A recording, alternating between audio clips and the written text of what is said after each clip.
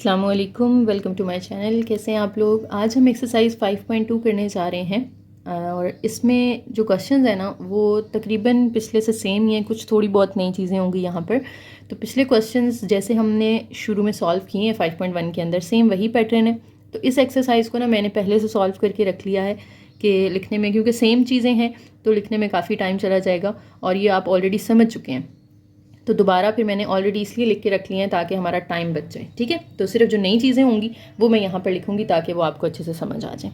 तो सबसे पहला सवाल है हमारे पास, maximise f of x y is equal to 2x + 5y subject to constraints. आपको यहाँ पे दो इक्वेशंस दे दी हैं उन्होंने, एक फंक्शन दे दिया है, साथ में दो कंडीशंस दे दी हैं, x greater than equal to 0, y greater than equal to 0। अब ये जो फंक्शन है ना, ये अभी आपने यूज़ नहीं करना। कहाँ यूज़ करना है ये मैं आपको एंड पे बताऊंगी।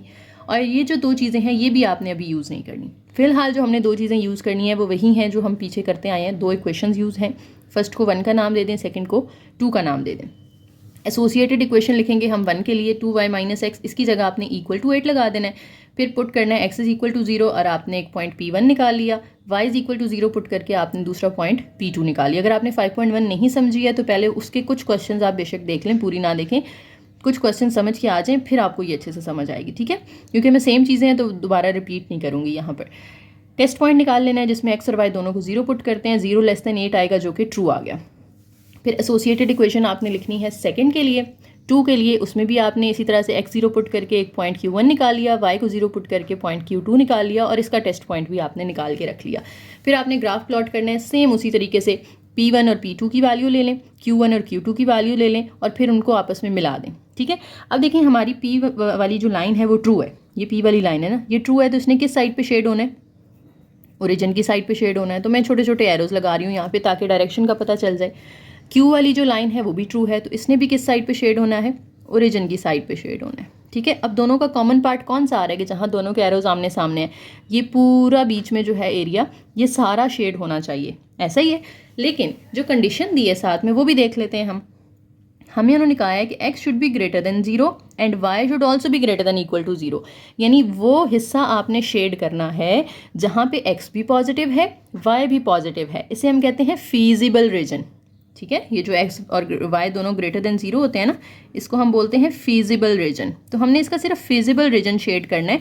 वैसे तो ये सारा शेड होना चाहिए, लेकिन इसमें से फीजिबल रीजन कौन सा बनेगा, जो फर्स्ट क्वाड्रेंट के अंदर आएगा। क्वाड्रेंट कौन से होते हैं, जब आप ये X axis Y axis draw करते हैं तो 4 हिस्से बन जाते हैं ना, 1 2 3 4। तो इसमें से ये जो पहला वाला है इसे कहते हैं फर्स्ट क्वाड्रेंट या फीजिबल रीजन, क्योंकि यहाँ पे एक्स की भी पॉजिटिव साइड आ रही होती है, y की भी पॉजिटिव साइड आ रही होती है। ठीक है, इस साइड पे आ जाएं तो x की नेगेटिव साइड आ जाती है, नीचे आ जाएं तो y की नेगेटिव साइड आ रही होती है। ठीक है, तो ये एक खाली वो पोर्शन है कि जहाँ पे x भी पॉजिटिव है, y भी पॉजिटिव है। तो इस पूरे एरिया में से आपने जब शेडिंग करनी है तो आपने फर्स्ट क्वाड्रेंट से बाहर नहीं जाना। ये हम शेडिंग कर रहे हैं, हमने अपनी शेडिंग यहाँ पे ला के स्टॉप कर देनी है। ये यहाँ से आप वापस मुड़ जाएंगे क्योंकि फर्स्ट क्वाड्रेंट यहीं तक है। ठीक है, तो सिर्फ ये फर्स्ट क्वाड्रेंट वाला आपने पोर्शन शेड कर देना है, फर्स्ट क्वाड्रेंट से बाहर आप नहीं जा सकते। ये आपने ख्याल रखना है जब भी आप फंक्शंस को मैक्सिमाइज या मिनिमाइज कर रहे होंगे ना, तो ये शेडिंग में आपने ख्याल करना है। ठीक हो गया, ओके, इतना काम हो गया। अब यहाँ पे हमने लिखने होते हैं कॉर्नर पॉइंट्स। कॉर्नर पॉइंट्स क्या होते हैं, जब आप किसी एरिया को शेड करेंगे ना तो जो जो वहाँ कॉर्नर्स बन रहे हैं, जैसे देखें अगर मैं यहाँ से शुरू करूँ, ये एक कॉर्नर है, नीचे आए यहाँ से फिर हमने टर्न ले लिया तो ये कॉर्नर हो गया, यहाँ पर हम आए हैं फिर हमने टर्न ले लिया, तो जहाँ जहाँ आप टर्न ले रहे हैं वहाँ पे एक कॉर्नर बन रहा है। ठीक है, ये 3 कॉर्नर्स हो गए और एक कॉर्नर ये ऊपर बन रहा है, तो ये 4 कॉर्नर पॉइंट्स हैं इसके। ठीक है, लेकिन इनमें से क्या मुझे सब पता है, जो लाइन्स के ऊपर लाई कर रहे हैं वो तो मुझे पता है, ये वाला मुझे पता है ये 0 4 है, ये मुझे पता है ओरिजिन है तो ये 0 0 होगा, ये वाला भी मुझे पता है कि इसकी वैल्यू 4 0 है, लेकिन इसकी वैल्यू मुझे नहीं पता, तो पहले उसकी वैल्यू निकालनी पड़ेगी हमें ताकि 4 कॉर्नर पॉइंट मेरे पास पूरे हो जाएं। ठीक है, 3 तो हैं, चौथा फाइंड करना पड़ेगा। अब ये कॉर्नर पॉइंट कैसे निकलेगा, आपने जो एसोसिएटेड इक्वेशंस लिखी है ना 1 और 2 की, ठीक है, उनको नाम दे दें। लेट्स से इसको मैं इक्वेशन नंबर 3 का नाम दे देती हूँ क्योंकि 1 और 2 हमने ऑलरेडी दिया हुआ है ना नाम, और इस एसोसिएटेड इक्वेशन को 4 का नाम दे देते हैं। ठीक है, अब अगर आप देखें तो 3 में और 4 में क्या फ़र्क आ रहा है, यहाँ पे x नेगेटिव है और इसमें x पॉजिटिव है। अगर मैं दोनों को ऐड कर दूं तो x और x कैंसिल हो जाएगा, y की वैल्यू निकल आएगी। ठीक है, तो मुझे बेसिकली कॉर्नर पॉइंट निकालने के लिए x और y की वैल्यूज़ फाइंड करनी है। तो मैं कर रही हूँ ऐड इक्वेशन नंबर 3 एंड 4। 3 लिख लेते हैं ऊपर, 2y minus X is equal to 8, और 4 लिख लेते हैं x minus Y is equal to 4। तो x इसके नीचे लिख लेते हैं, माइनस वाई इसके नीचे लिख लेते हैं, इज इक्वल टू 4। अब देखें x और x तो हो गए कैंसिल, 2y माइनस वाई करेंगे तो ये y रह जाएगा, 8 प्लस 4 करेंगे तो 12, y आ गया मेरे पास। अब इसको पुट कर दें, पुट y किसी भी एक इक्वेशन में, 3 में कर दें या 4 में कर दें, जो दो आपने सॉल्व किए ना ऊपर, दोनों में से जिसमें मर्जी कर दें। तो मैं 4 में कर रही हूँ, 4 है हमारे पास, x minus Y is equal to 4, x as it is, y की जगह इसकी वैल्यू जो निकाली है आपने वो पुट कर दें। 12 यहाँ माइनस हो रहा है, उस साइड पे जाके प्लस हो जाएगा, तो x is equal to 4 plus 12 कितना आ जाएगा, x 16 आ जाएगा। तो यहाँ पे जो मेरे पास पॉइंट आया है, लेट्स से मैं इस पॉइंट को a का नाम दे देती हूँ। इस पॉइंट में मेरे पास x 16 आया है जबकि y 12 आया है। तो ये एक कॉर्नर पॉइंट जो मुझे नहीं पता था वो हमने फाइंड कर लिया। ठीक है, अब इस फंक्शन को यूज़ करने की बारी आ गई है। आपने क्या करना है, एक टेबल बना लेना है इस तरह का।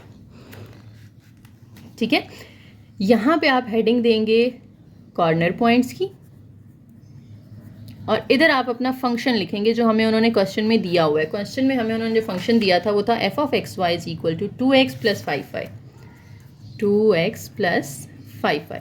अब जो कॉर्नर पॉइंट्स आए हैं ना वो यहाँ पे पहले लिख लेते हैं हम। तो कॉर्नर पॉइंट्स 3 तो ये वाले थे ना, 0 4 0 0 4 0, 0 4 0 0 4 0। चौथा कॉर्नर पॉइंट हमने जो फाइंड किया है 16 12, ये लिख लिया हमने। अब इनको बारी बारी फंक्शन में पुट कर दें, यानी एफ ऑफ एक्स वाई के अंदर पहला x दूसरा y होता है ना, तो पहली वैल्यू x की जगह दूसरी वैल्यू y की जगह पुट कर दें। तो ये एफ ऑफ 0 4 यानी x की जगह 0 y की जगह 4 किसके इक्वल आ जाएगा, 2 इंटू 0 प्लस 5 इंटू 4, कि इस x की जगह आपने 0 पुट कर दिया, y की जगह 4 पुट कर दिया, 2 0 0 होगा, 5 4 ज़ा 20, 20 को उसमें ऐड करेंगे तो हमारा आंसर 20 आ जाएगा। सेम इसी तरीके से आपने एफ ऑफ 0 0 निकाल लेना है, यानी ये 0 0 पॉइंट उठा के यहाँ एक्स वाई की जगह पुट किया, इधर भी x की जगह 0 y की जगह 0 पुट कर दें, 2 इंटू 0 प्लस 5 इंटू 0, तो ये भी 0 हो जाएगा, ये भी 0, दोनों को प्लस करेंगे तो भी आंसर 0 ही आएगा। फिर एफ ऑफ 4 0 निकालना है आपने। 4 0 का मतलब है x की जगह 4 y की जगह 0 पुट कर दें, तो 2 इंटू एक्स की जगह पे 4, 5 इंटू वाई की जगह पे 0, तो ये टर्म तो हो गई 0, ये हो जाएगी 4 2 ज़ार 8। इसी तरह से आपने एफ ऑफ 16 12 निकालना है, यानी 2 इंटू एक्स की जगह पे 16, 5 इंटू वाई की जगह पे 12, 16 2 ज़ार 32 प्लस 12 5 ज़ार 60, 60 और 32 को ऐड कर दें तो आपके पास क्या आता है, 92 आ जाता है। ठीक है, अब स्टेटमेंट पे वापस जाते हैं। दोबारा अगर देखें तो उन्होंने हमसे क्या कहा था, हमने क्या करना था, मैक्सिमाइज करना था इस फंक्शन को यूजिंग दीज इक्वेशंस। मैक्सिमाइज करने का मतलब ये है कि आपने जो कॉर्नर पॉइंट्स पुट करके आंसर्स निकाले हैं ना, उसमें से देखें सबसे बड़ा आंसर कौन सा है, मैक्सिमम वैल्यू क्या है। सबसे बड़ा आंसर हमारा क्या आ रहा है, 20 0 8 92 में से 92 सबसे बड़ा है, तो हम लिखेंगे maximum value of function f of x y is 92। Maximum value कितनी आई है, 92 आई है, और कहाँ पर आई है, 16 12 पे आई है। वो पॉइंट भी बता देना है, मैक्सिमम वैल्यू भी बता देनी है, तो ये आपका सोल्यूशन होगा। ठीक है, रिपीट कर रही हूँ, क्या करना है आपने, दो इक्वेशंस दी हुई थी आपको, इनइक्वालिटीज दी हुई थी, उनको आपने उसी तरीके से सॉल्व करके पॉइंट्स निकाले, उनके टेस्ट पॉइंट निकाले, ग्राफ बनाया, ग्राफ बनाने के बाद शेडिंग करनी है, और शेडिंग आपकी सिर्फ फर्स्ट क्वाड्रेंट वाले पोर्शन में होनी चाहिए, फर्स्ट क्वाड्रेंट से बाहर नहीं जाना। फिर आपने कॉर्नर पॉइंट्स देखने हैं, और कॉर्नर पॉइंट्स को बारी बारी गिवन फंक्शन के अंदर पुट करना है, देखना है सबसे बड़ा आंसर जो आ रहा है वो आपकी मैक्सिमम वैल्यू होगी, और वो आंसर किस पॉइंट पे आ रहा है वो पॉइंट भी आपने साथ में बता देना है। ठीक है, अगर यहीं पे वो हमसे कहते हैं कि मिनिमम वैल्यू निकालें, तो हमने देखना था हमारा सबसे छोटा आंसर कौन सा है, तो वो हमारी मिनिमम वैल्यू हो जाती। ठीक है, नेक्स्ट क्वेश्चन नंबर 2 है, सेम इसी पैटर्न पे सॉल्व होगा ये वाला भी, कि आपको मैक्सिमाइज करना है एक फंक्शन को, लेकिन इक्वेशंस 2 दी हुई हैं, साथ में जो रीजन है वो भी फिजिबल है जो शेड करना है। तो पहले हम उसी तरीके से एसोसिएटेड इक्वेशन लिख के P1 P2 निकालेंगे, टेस्ट पॉइंट निकालेंगे, फिर सेकंड की एसोसिएटेड इक्वेशन लिख के Q1 Q2 निकालेंगे, उसका टेस्ट पॉइंट निकालेंगे। ग्राफ बना लिया, P1 P2 प्लॉट किया, Q1 Q2 प्लॉट किया। अब देखना है कि दोनों ट्रू हैं या फॉल्स हैं, तो दोनों ही हमारी ट्रू हैं, यानी दोनों ने किस साइड पे शेड होना है, ओरिजिन की साइड पे शेड होना है। ठीक है, तो देखें ये जो हमारी P वाली लाइन है इसने भी ओरिजिन की साइड पे शेड होना है, और जो Q वाली लाइन है इसने भी ओरिजिन की साइड पे शेड होना है। तो कौन सा एरिया है जो कॉमन आ रहा है दोनों में?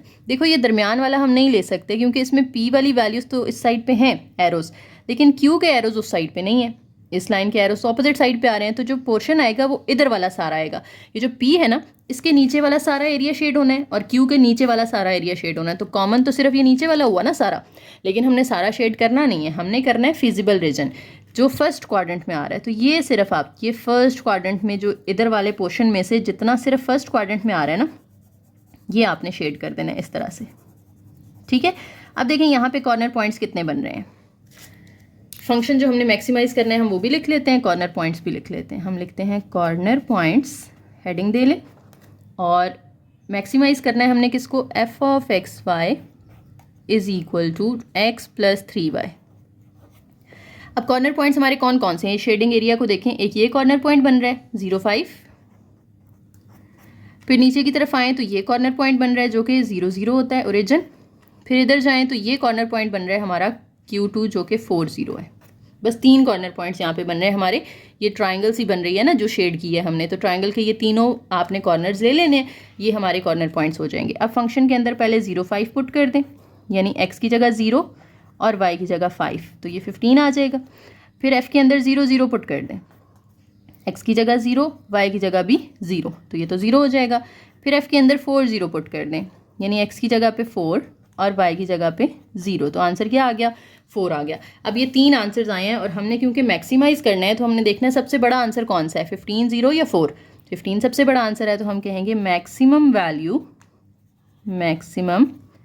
Value of f of x y is 15, और वो किस पॉइंट पे आई है, 0,5 पे आई है। नेक्स्ट क्वेश्चन नंबर 3 देखें जी, उसमें भी मैक्सिमाइज करना है। फंक्शन उन्होंने अब f चेंज करके z दे दिया है, तो नाम से कोई फ़र्क नहीं पड़ता, वैल्यूज़ उसी तरीके से आपने पुट करनी है। ठीक है, आपको 2 इक्वेशंस दी हुई हैं, आपने इनको नाम दे देना है, फर्स्ट वाली को 1 का और सेकंड वाली को 2 का। अब इनको आपने उसी तरीके से एसोसिएटेड इक्वेशंस पहले बना लेनी है इनकी। देखें, हम एसोसिएटेड इक्वेशन फॉर 1 लिखेंगे, 2 पॉइंट्स निकाले, टेस्ट पॉइंट निकाला। 2 के लिए एसोसिएटेड इक्वेशन लिखी, 2 पॉइंट्स निकाले, टेस्ट पॉइंट निकाला। सेम काम है।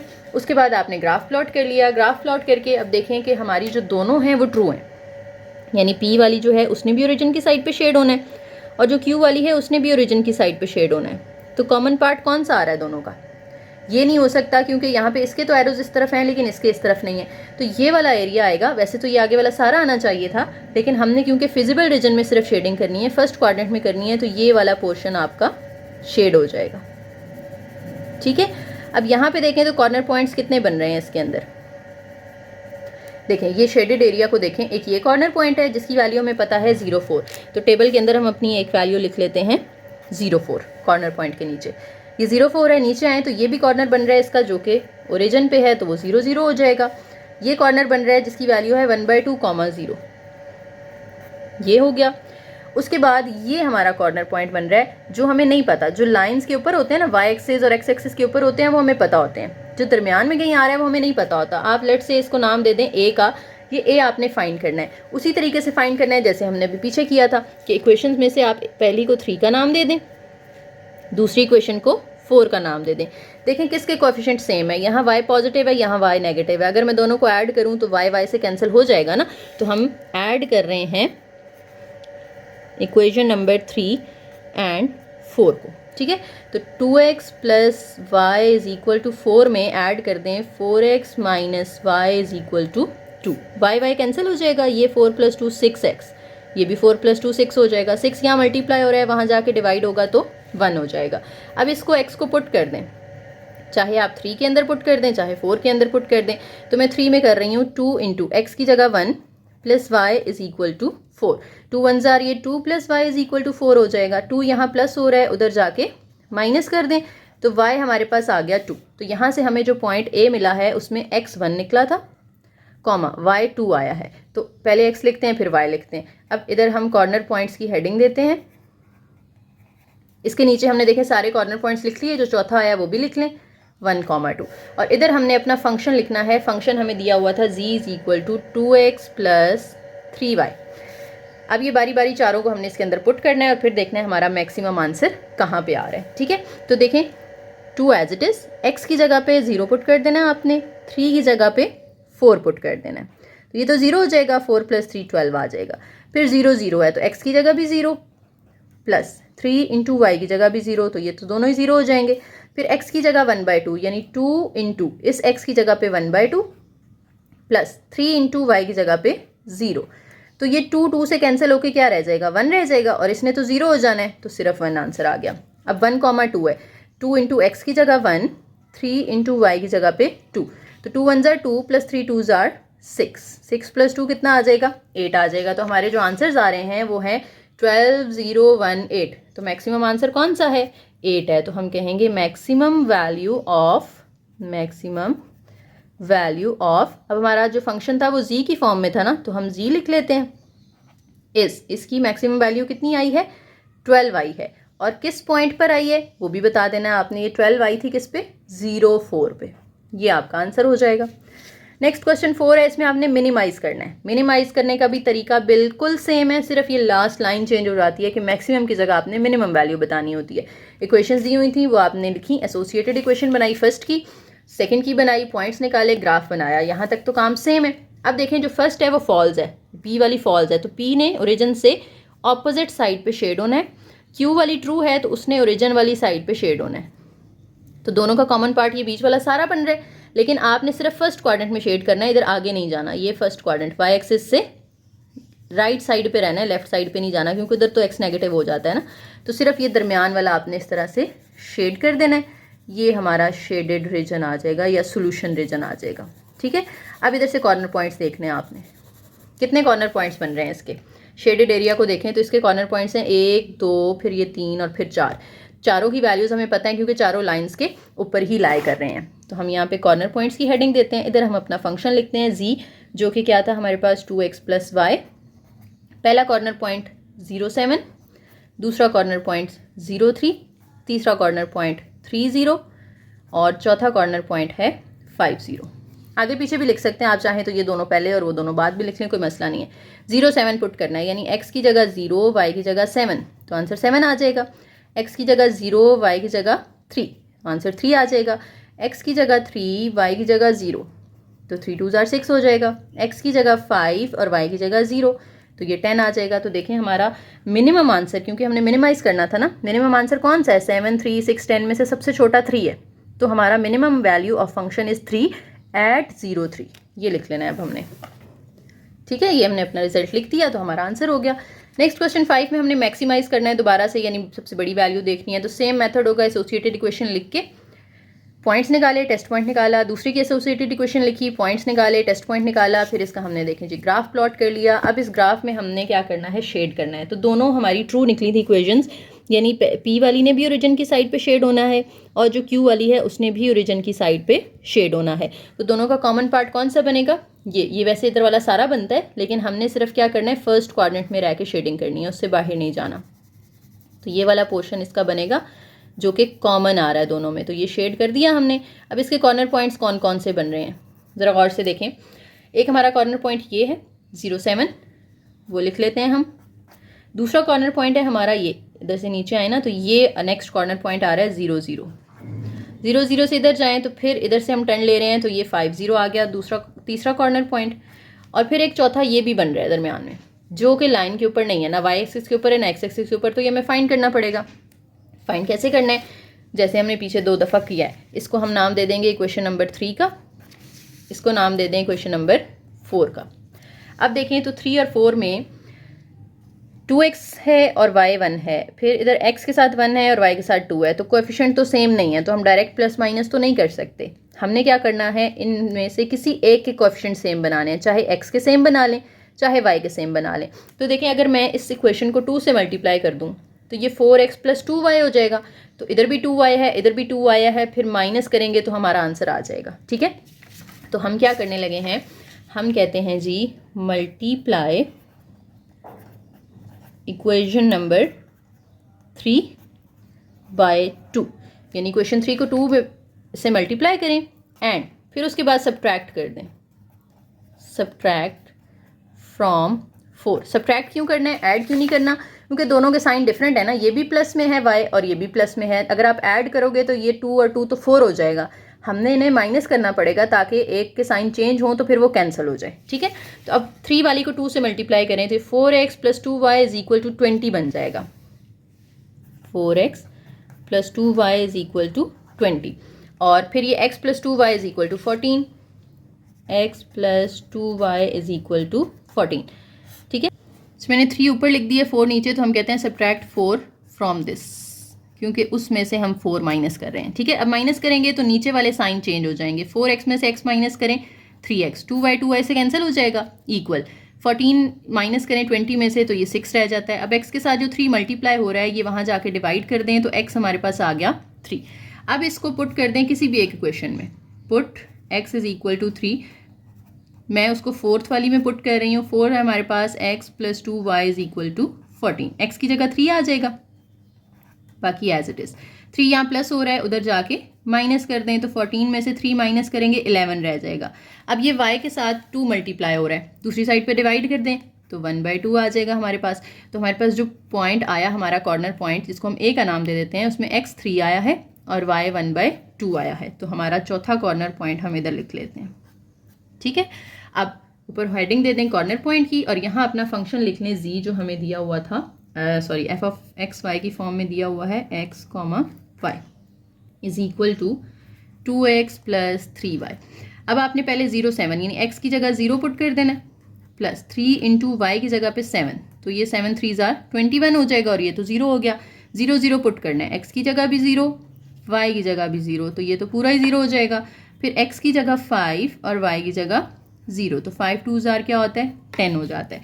फिर x की जगह 3 पुट कर देना है, y की जगह पे 1/2, तो इसको आप कैलकुलेटर से भी कर सकते हो। 3 2 ये हो जाएगा 6, प्लस ये मल्टीप्लाई होंगे आपस में, 3 1 3/2। एलसीएम ले लेना है, एलसीएम लेके 6 2 12 + 3, ये ऊपर 15 आ जाएगा, नीचे 2 आ जाएगा। आप लोगों के पास फ्रैक्शन वाले कैलकुलेटर होते हैं, डायरेक्ट उसमें आप ये पुट करेंगे तो आपको आंसर मिल जाएगा। ठीक है, या दूसरा ये है कि क्रॉस मल्टीप्लाई कर लें, 6 2 12 और उसमें ये 3 ऐड करते हैं तो 15 और नीचे 2 आ जाएगा। अब देखिए हमारा सबसे बड़ा आंसर कौन सा है, उन्होंने मैक्सिमाइज का है ना, इसको अगर आप पॉइंट्स में करते हो ना, ये 7.5 आता है।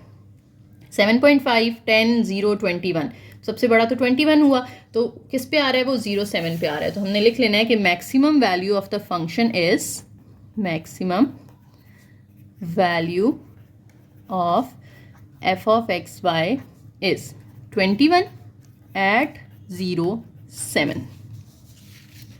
लास्ट क्वेश्चन नंबर 6 है, इसमें आपने मिनिमम और मैक्सिमम दोनों वैल्यूज़ फाइंड करनी है। तरीकाकार सेम होगा, इक्वेशन में से आपने पहले 2 पॉइंट्स निकाल के टेस्ट पॉइंट निकाल लिया, दूसरी इक्वेशन बनाई उसमें से भी 2 पॉइंट्स निकाल के टेस्ट पॉइंट निकाल लिया।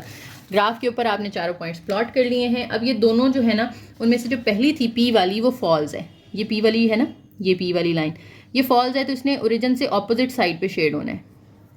जो Q वाली है वो ट्रू है, तो उसने ओरिजिन की साइड पे शेड होना है। तो दोनों का कॉमन पार्ट कौन सा होगा, दोनों के एरोज आमने सामने आ रहे हैं इस पूरे पोर्शन में, लेकिन इसमें से हमने जब शेडिंग करनी है तो सिर्फ आपने वो हिस्सा शेड करना है जो फर्स्ट क्वाड्रेंट में आ रहा है। आपने इस लाइन से नीचे भी नहीं आना और वाई एक्सिस से इधर भी नहीं जाना। ठीक है, तो ये दरमियान वाला सारा आपका एरिया जो है ये शेड हो जाएगा। अब इसमें कॉर्नर पॉइंट्स कितने बन रहे हैं हमारे, ये ट्राइंगल सी शेप बन गई है ना, तो 3 कॉर्नर पॉइंट्स होंगे, एक ये वाला 0 3 9 0 5 0, ये हम लिख लेते हैं कॉर्नर पॉइंट्स हैं 0 3 9 0 और 5 0। ठीक है, और जो हमारा फंक्शन है जिसको हमने करना है मैक्सिमाइज और मिनिमाइज, वो है z = 3x + y। अब इसमें पुट करते हैं पहला कॉर्नर पॉइंट, x की जगह 0 y की जगह 3, तो ये 3 आ जाएगा। x की जगह 9 y की जगह पे 0, तो 3 9 27। फिर x की जगह पे 5 और y की जगह पे 0, तो ये 15 आ जाएगा। ठीक है, अब आपने मैक्सिमम वैल्यू भी बतानी है और मिनिमम भी बतानी है। ठीक है, तो हम कहेंगे maximum value of z is, सबसे बड़ा आंसर क्या है 27 है, कहाँ पर है 9 0 पे, एंड उसके बाद मिनिमम भी बतानी है हमने, तो हम कहेंगे minimum value of z is, सबसे छोटा आंसर क्या है हमारा 3 आया है, और वो किस पॉइंट पर आया है 3 0 3 पे आया है। ठीक है। तो ये तरीका होता है फंक्शन को मैक्सिमाइज़ और मिनिमाइज़ करने का। ये पेपर में लॉन्ग क्वेश्चन आते होते हैं और इंतहाई आसान है। जो 5.1 में हमने सीखा है उसी से मिलता जुलता काम है, बस ये एंड पे थोड़ा सा कॉर्नर पॉइंट्स आपने समझ लेने हैं, तो ये आपका इंशाल्लाह क्लियर हो जाएगा। ठीक है, चैप्टर हमारा ख़त्म हो गया। इसके बाद हम इंशाल्लाह रिव्यू एक्सरसाइज करेंगे, और रिव्यू में से भी पेपर आता होता है, तो वो भी आप किया करें। ठीक है, उसको इग्नोर नहीं करना आपने, वो भी उतनी ही इंपॉर्टेंट होती है जितनी की एक्सरसाइजेज होती हैं। तो इंशाल्लाह नेक्स्ट वीडियो में हम रिव्यू एक्सरसाइज सॉल्व करेंगे। वीडियो पसंद आई हो तो लाइक करें, शेयर करें, चैनल को ज़रूर सब्सक्राइब कीजिएगा और एक प्यारा सा कमेंट करके जाइएगा। थैंक यू, अल्लाह हाफिज़।